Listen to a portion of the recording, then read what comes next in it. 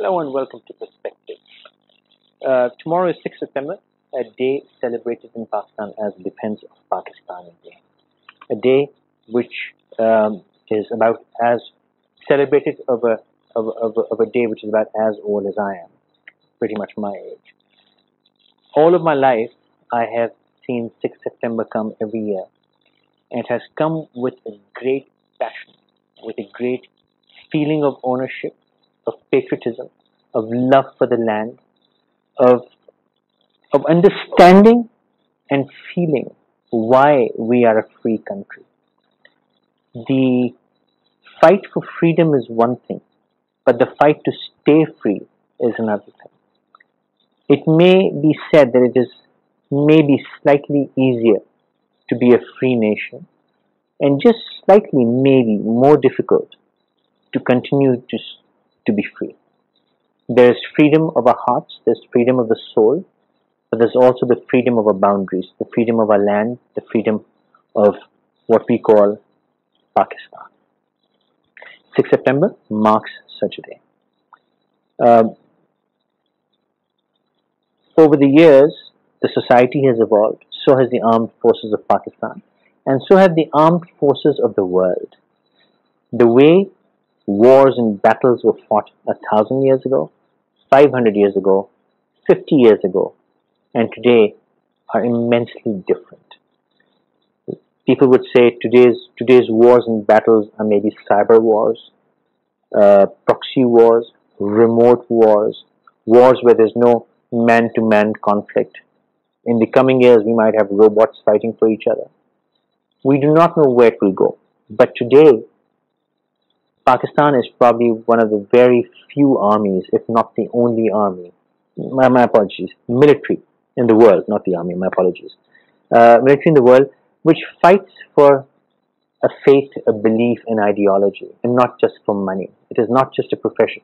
To be in Pakistan military, whether it's Air Force, Navy, Army, it's not because you have a job. It is not a job. It's not something that you do because you couldn't do anything else. It's not because you're a misfit in the society. You go and join the armed forces. For Pakistan military, this is a fight and an appointment of belief, of faith, of courage, of responsibility, of ownership. My guests would certainly shed a much better light on this day, and also where we are going, not just as Pakistan, but as the world.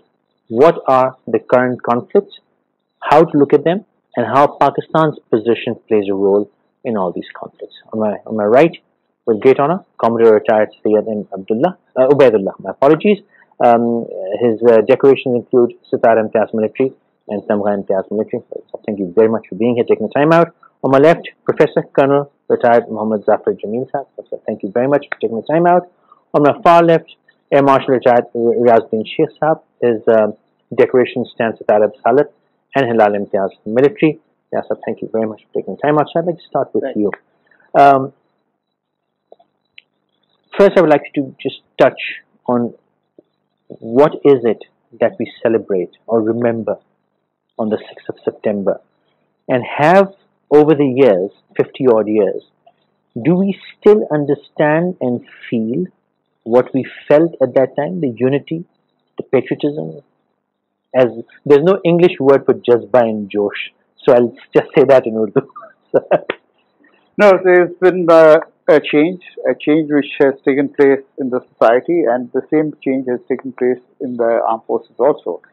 So just going back a little on your opening remarks, yes, the means of war have changed, but the objectives haven't. Meaning thereby that we have not, the human beings haven't yet evolved themselves to a level where the wars will become obsolete.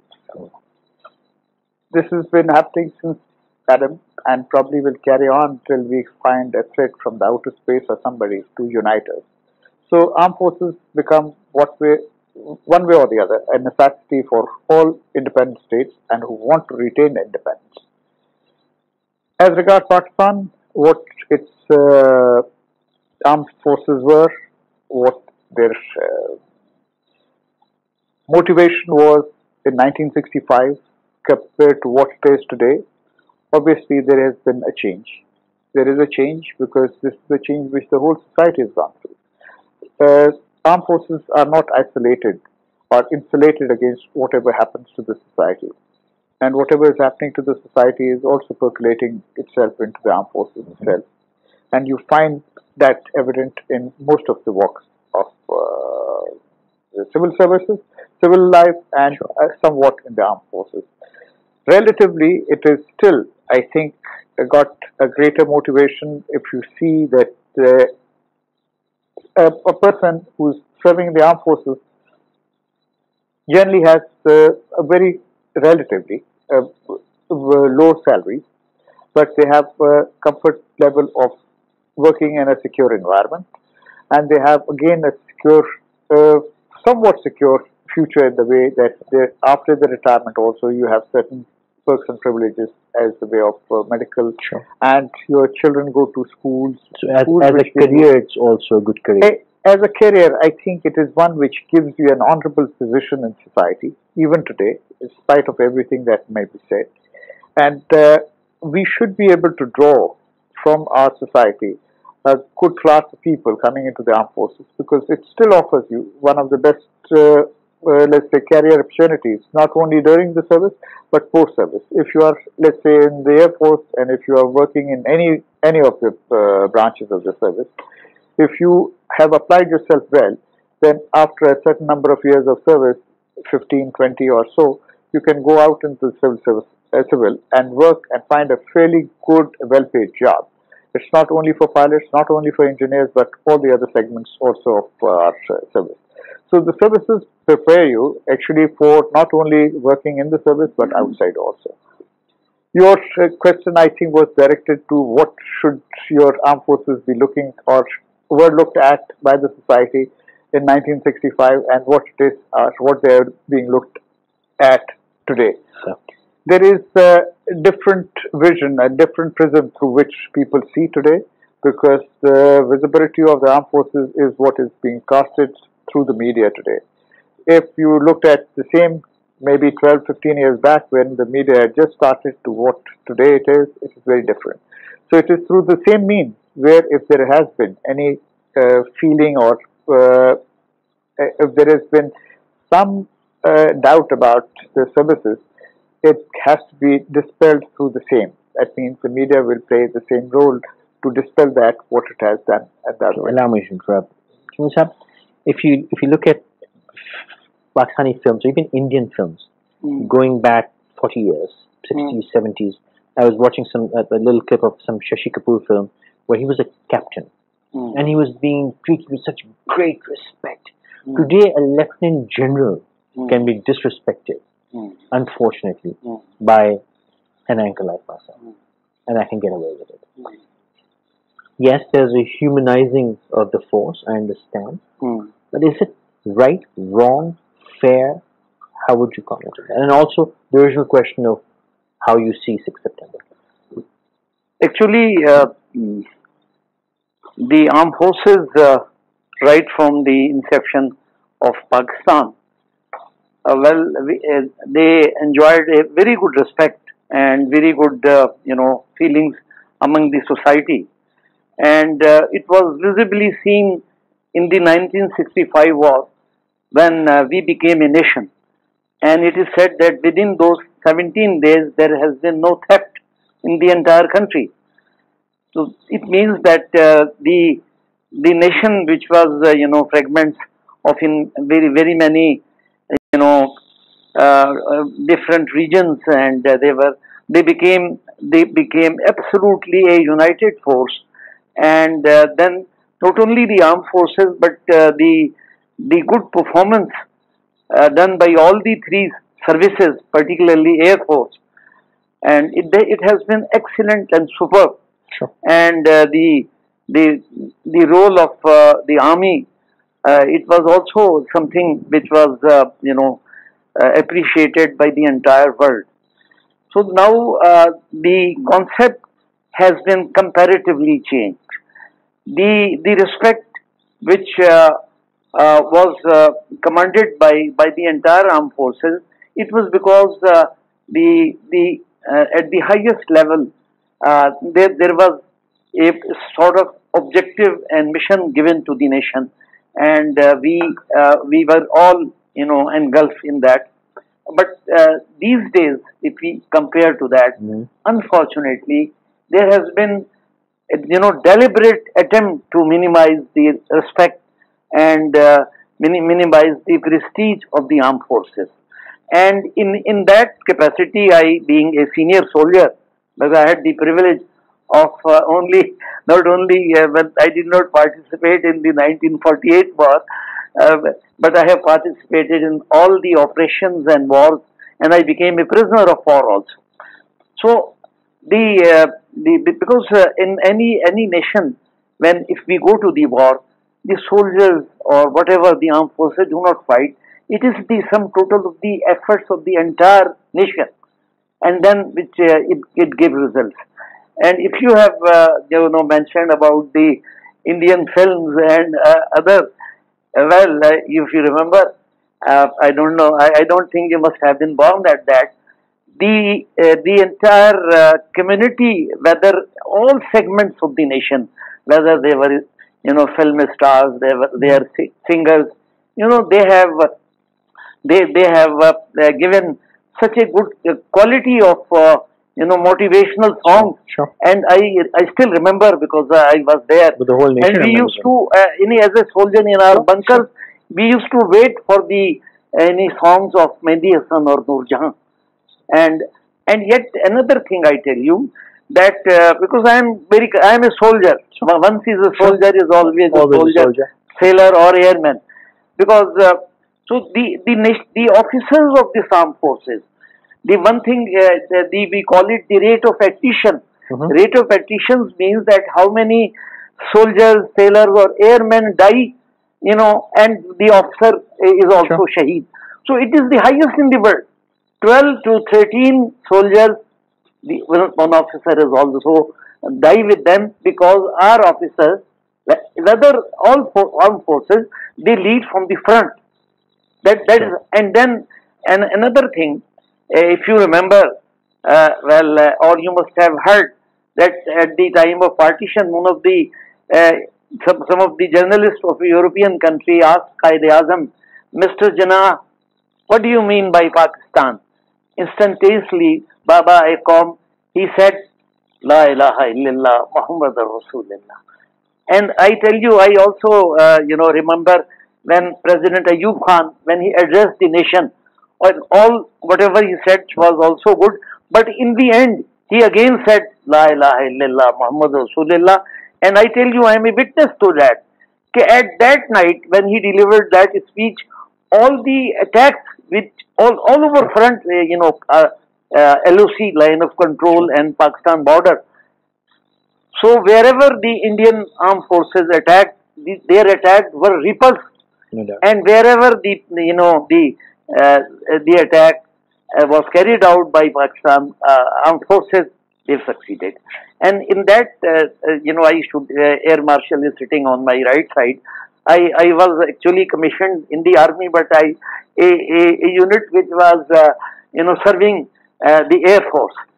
So I have a lot of friends there. Asghar Khan was our CNC at that time, and then Noor Khan, a very able and very capable person of the armed forces. He took over.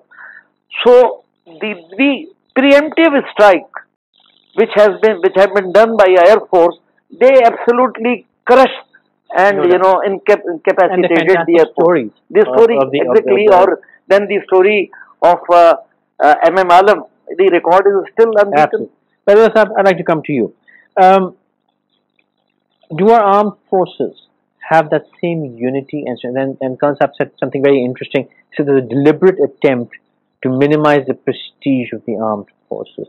Also, when you minimalize or when you try to reduce the prestige of the armed forces, I feel it's also an indirect attempt to fragment the patriotism of the society of this country. How do you feel are we ranking today on this count? And let's now move on to the future. Where do you see the armed forces of Pakistan in unison with the society of Pakistan going forward, sir? Thank you very much, Faisal, and thank you for inviting me on this particular occasion of the Defense Day of Pakistan. Before I directly answer your question, I must relate today's meeting and this particular gathering to the Defense Day of Pakistan and say that the Defense Day of Pakistan is far more important and has far more bigger implication than just a military victory over India. This really reminds us of the time of the cohesiveness, of the unity, of the togetherness, the armed forces along with the whole nation as only one voice, one team. And it reminds us the bravery of those soldiers, sailors and the airmen, and teaches us that the numerical superiority becomes irrelevant, becomes meaningless when one is committed as a soldier, airman and sailor in the face of enemy which is many times bigger than you. And one is ready to sacrifice the biggest sacrifice by laying down the life of oneself. Sure. No doubt. No force on this earth can move us from that position then and now. This is a motivational thing. It provides us motivation. No doubt. To talk about those people, to talk about an event in the history of our glorious past. And why not? Where the armed forces, Army, Navy and the Air Force played their part and played it so well that we are part of record of world's military victories, world's performances. Of course, I can only talk about more confidently on the naval performance during the 1965 war, and particularly for those people, our children, our grandchildren, and our friends and those who were not there at that particular time in this young nation where a lot of people belong to the society of young people who haven't seen that era, only heard few things. While I would leave the air battle or the land battle to Colonel and the Air Marshal to talk about, I would definitely like to talk about two events, motivating, impressive by any account. Here is the force of Pakistan Navy on 7th of September.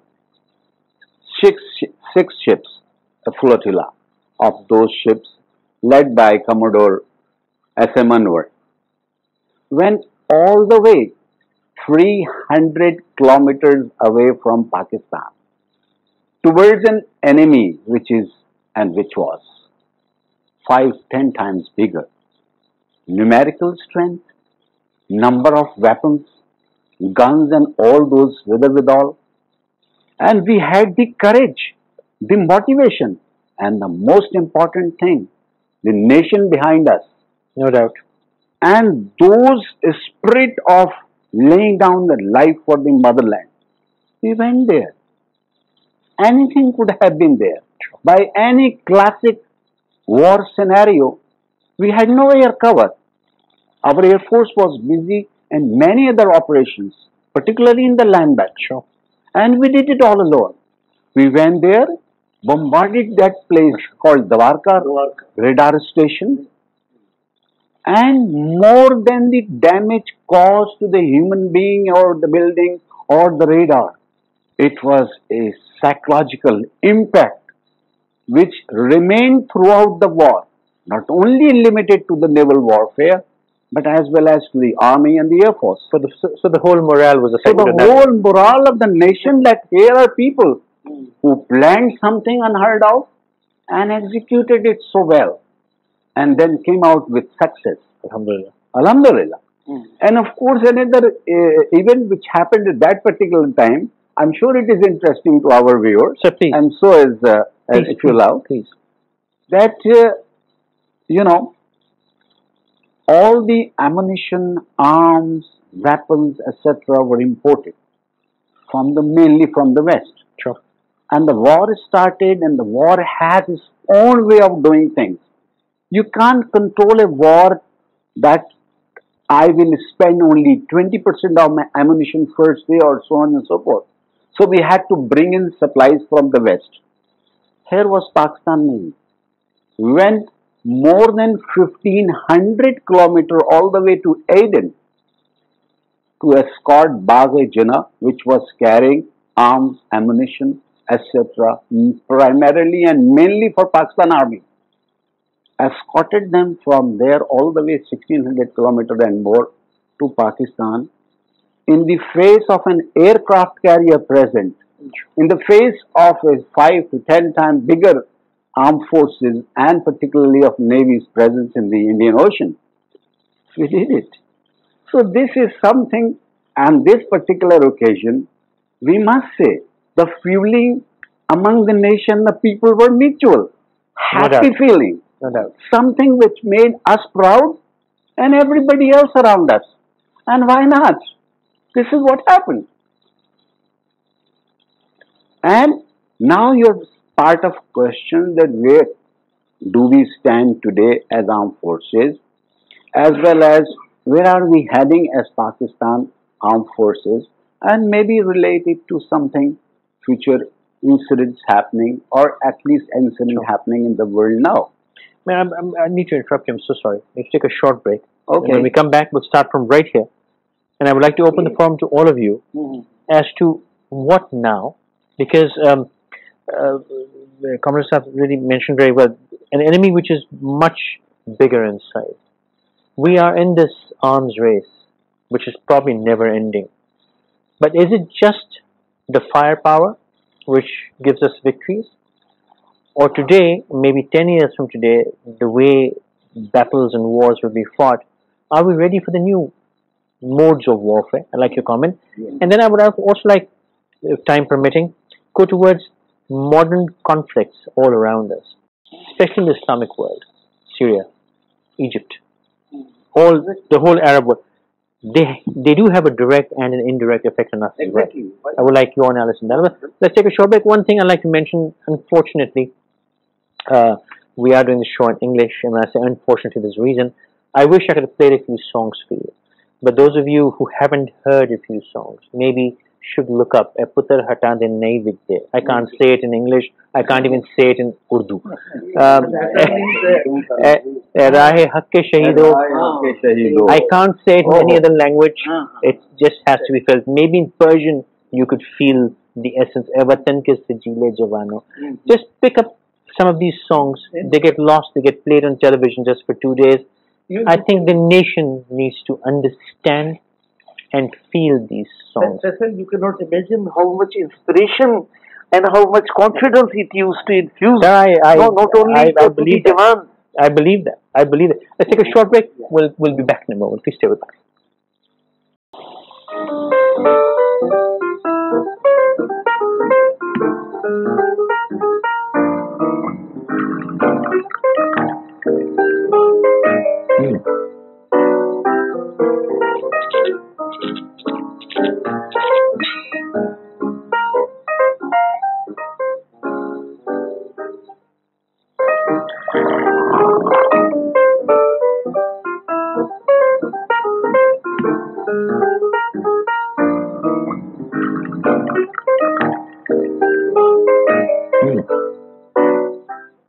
Along the border. Thank you for staying with us. My apologies, sir. Thank you for staying with us. You're watching Perspectives. We got carried away in our discussion during the break.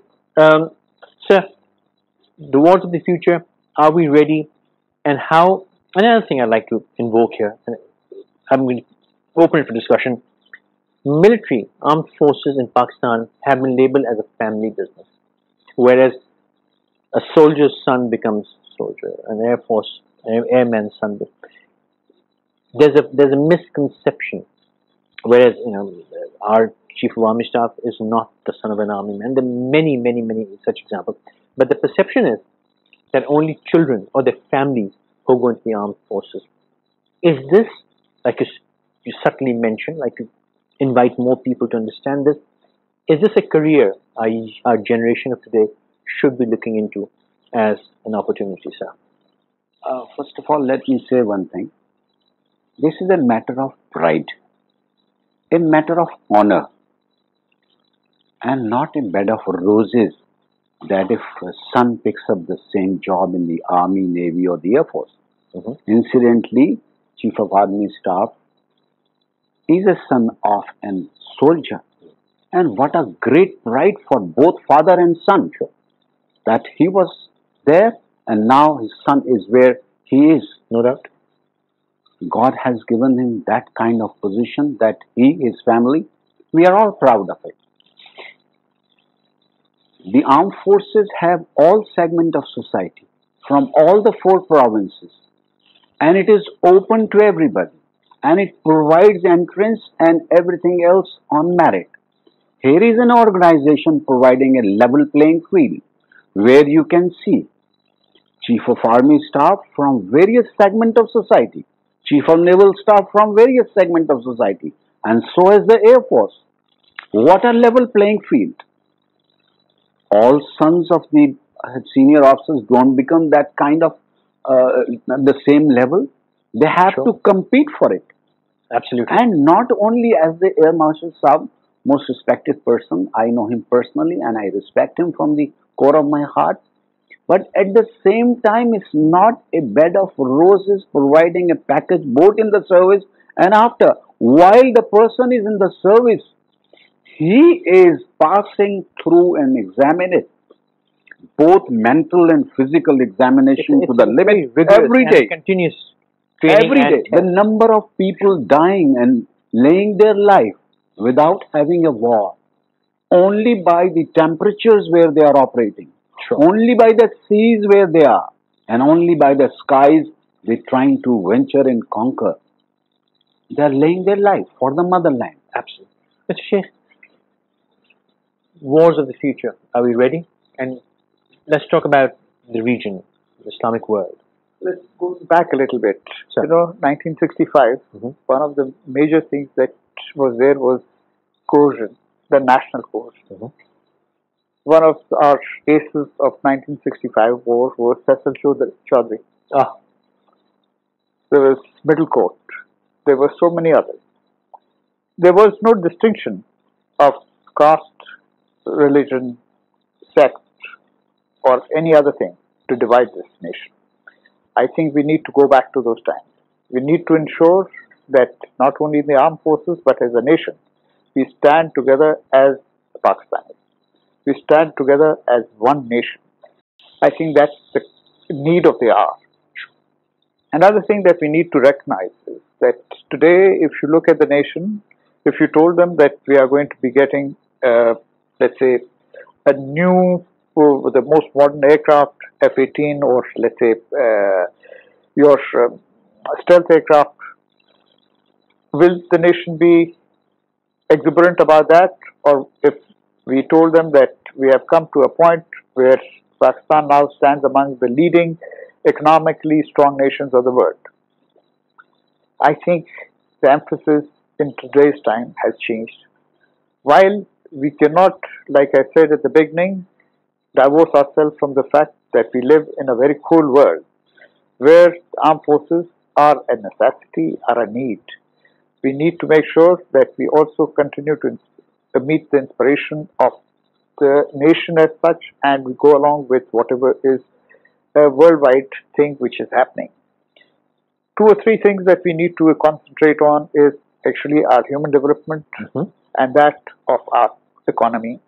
These 2 things are something that are very fundamental to our national strength.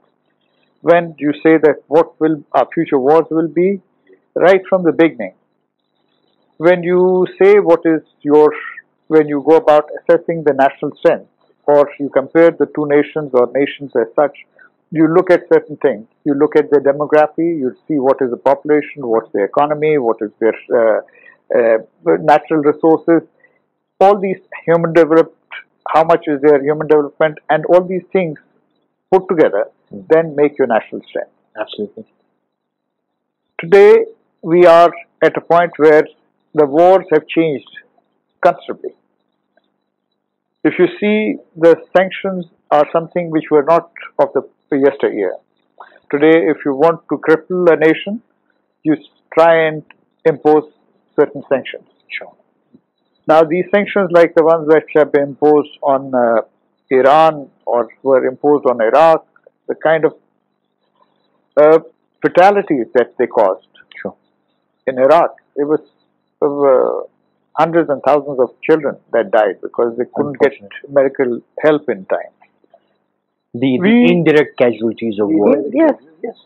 So, to remain independent and to be able to fight your future wars, you need to be strong economically. You need to be strong from your manpower side. Tomorrow's war will have all the facets what you see today. There will be cyber war, there will be psychological war, there will be direct wars as such, or direct interventions. For all these, you've got to be prepared. Sure. For this, I had mentioned the two essential things, your economy and human development. And importantly, most importantly, is the national cohesion. We need to create that. Sure. Now, what is happening around us, particularly in the Muslim world, over the last couple of years? You had Iraq, unfortunately, invaded under the pretension that they possess weapons of mass destruction. You had Libya taken out because the man was not, actually Gaddafi had been there for too long and had, really speaking, was not the most benevolent as such of leaders. But at the same time, the Libyans during Gaddafi period and Libyans today, I think they are vying for the period that Gaddafi was there. Because today, a common Libyan does not have the same what he had during Gaddafi's period. At the end of the day, what do people need? They need certain amount of protection. They need fundamentals safety. Of life. Fundamentals, absolutely, of life. And that is what has been destroyed. And every war destroys that. Whether it is through direct or indirect. Regardless of who wins, the damage is absolutely.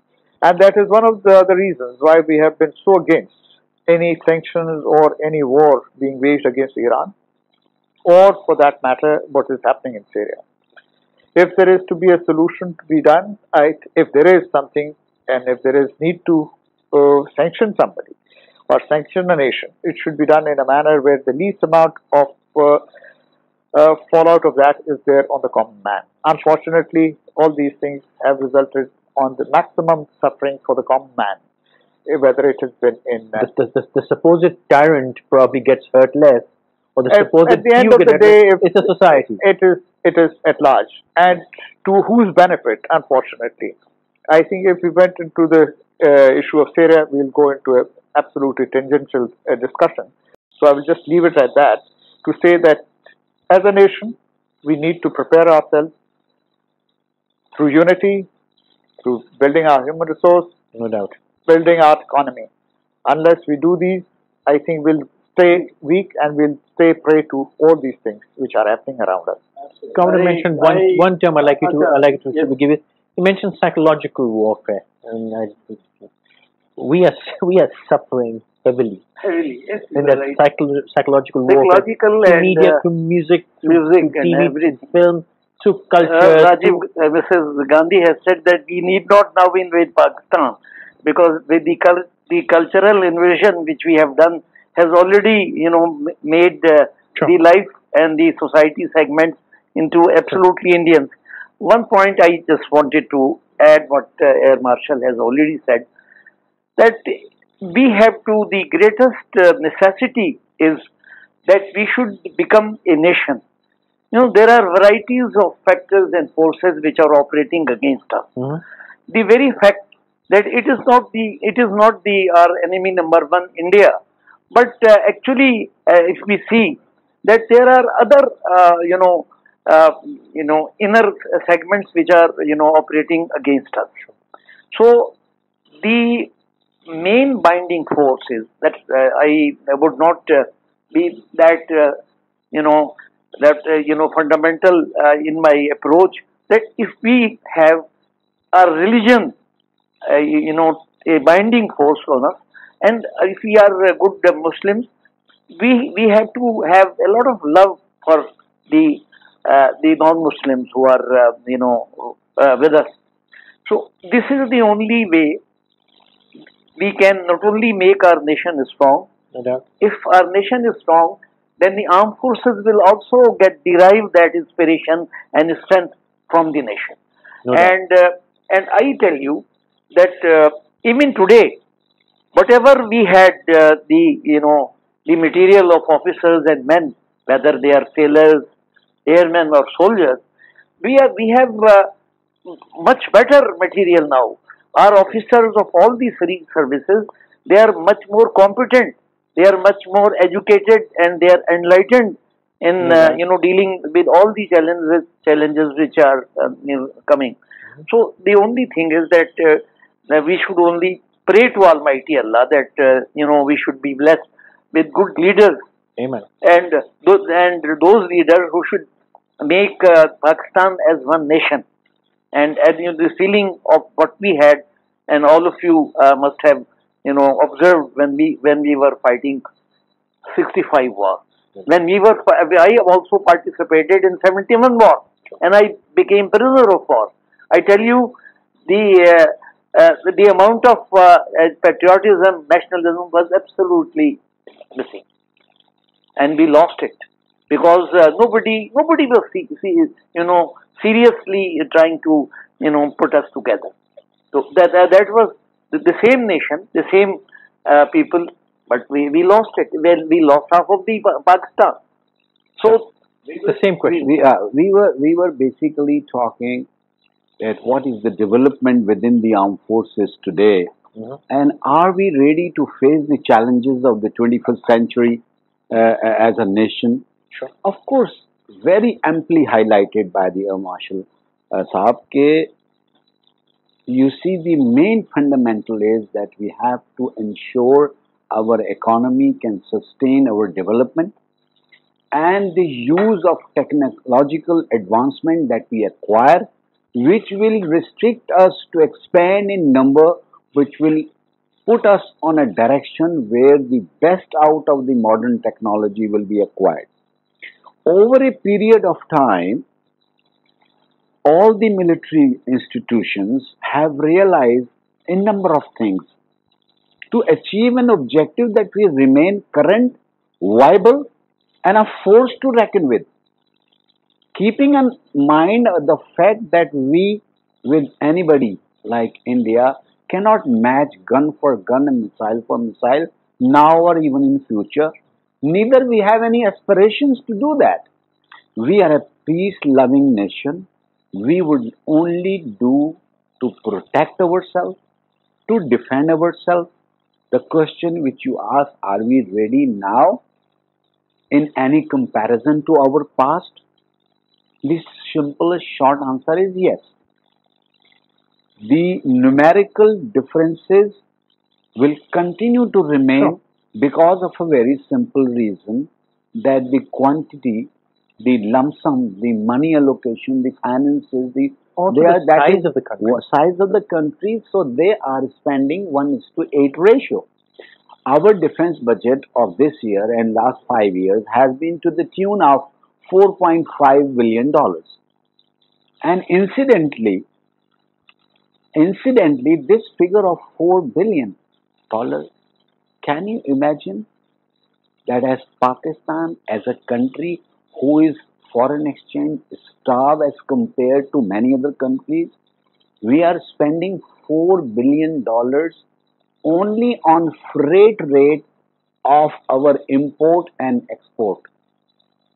I mean, a very crude term, the taxi fare of going from place A to B for import and export in shape of ships. We are paying $4 billion per year, as much as the total allocation of defense budget of Pakistan. Let me add something. I fully agree, economy has to be stable. We, over a period of time, I'm sure the Air Marshal and Colonel Saab will speak for their services. Pakistan Navy, over a period of time, along with the two services, have realized that in the beginning of our creation of Pakistan until a certain distance, we had military hardware originating from the West only. Today, we have a combination of West and East. So I have a few minutes for closing notes. Yes. I think occasion like this must be used for spreading the bug of motivation into the youth, into the public. Give them some positivity. Give them a feeling of ownership. And armed forces have expressed through their induction, through their recruitment, through their promotion, through their living, that an organization as a whole is based on merit. Here we are, right before you, proud of what we are, and part of the society. The people of Pakistan need us as much as we need their support, and that has always been there in the time of need. Minor incident, effect of society is very minimal. The organization was always intact and continue to be intact even today. Sir, closing notes. One more point which Commodore Saab, he has mentioned, although it is a considered opinion that the armed forces comparatively they are not being paid well and as compared to the sacrifices. And it is an evident fact that the entire armed forces they make the supreme sacrifice of laying their life whether in war or whether peacetime. Sure. If I tell you that the total number of soldiers, sailors, and airmen which have laid their life from 1948 to all the wars 65 and 71, in the lives of our civilians and soldiers have laid during the war imposed on us. It is it is something colossal loss of life, not only to the armed forces but to the entire nation. Right, yes.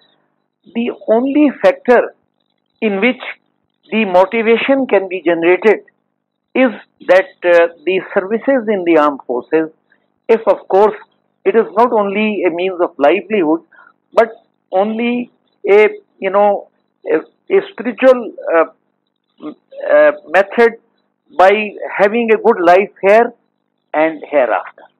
No doubt. That is the only way. That is the only way we can motivate them, because the services in the whether it to be done by Army, Navy, or Air Force in any rank, it has two segments. One is the worldly thing, Sure. and the other, the more important is because as a Muslim, No doubt. that is why when I said about the attrition rate, because our soldiers, sailors, and airmen they don't fear death. No doubt. I Like tell I said you, in the beginning, I we tell know you that one of the Sahabi, he went to the war, and when he was being martyred, he said, "Rabbe Kaaba ki kasam, main kamyab ho gaya." No doubt. And I am successful in my Sure. You're close. achievement. Well, world has moved on a great deal. What 1965 was and what today is, there is a sea of change. 1965, when we went to war, Jordan, Saudi Arabia, Indonesia, they sent you material help, meaning Indonesia sent us ships. So did Saudi Arabia. Turkey and Iran. Turkey, Iran also sent you material help. Material and personal help in case of Jordan. Today, if you look at things realistically, you may not find the same climate.